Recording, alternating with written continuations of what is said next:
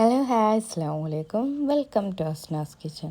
അപ്പോൾ ഇന്ന് എൻ്റെ ഓർഡറിൻ്റെ ബിരിയാണി റെഡിയാക്കുന്ന ഒരു ചെറിയൊരു വീഡിയോ ആയിട്ടാണ് വന്നിട്ടുള്ളത്.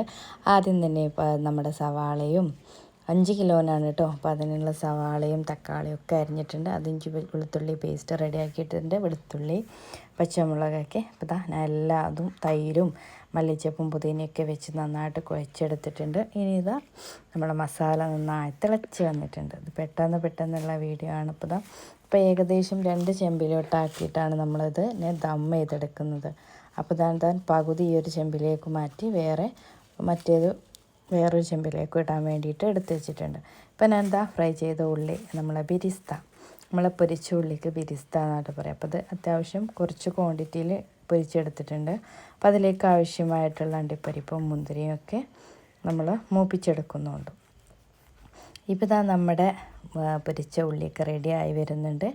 അപ്പോൾ അതിലേക്ക് ഞാൻ മുന്തിരിയും അണ്ടിപ്പരിപ്പൊക്കെ ഇട്ട് മൂപ്പിച്ച് അങ്ങ് മാറ്റി വെക്കാം.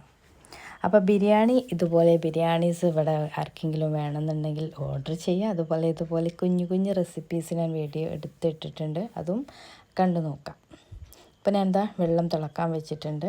തിളപ്പിച്ച് ഊറ്റിയെടുക്കലാണ് കേട്ടോ. ഇതിലേക്ക് നമ്മളെ ലീഫ്, അതുപോലെ തന്നെ ബിരിയാണി ലീഫ്, ഉപ്പ്, ക്യാരറ്റ് ഉണ്ടെങ്കിൽ ക്യാരറ്റ്, ഇതൊക്കെ ചേർത്ത് നന്നായിട്ട് വെള്ളം തിളച്ച് വരുമ്പോൾ നമ്മൾ അരി ഇട്ട് കൊടുക്കും. കറക്റ്റ് 15 മിനിറ്റ് ആകുമ്പോഴേക്കും ഏകദേശം നമ്മുടെ അരി നന്നായിട്ട് 3/4 വേവോളം വെന്തിട്ടുണ്ടാകും. ആ ഒരു 3/4 വേവിൽ വേണം ഇത് ഊറ്റിയെടുക്കാൻ.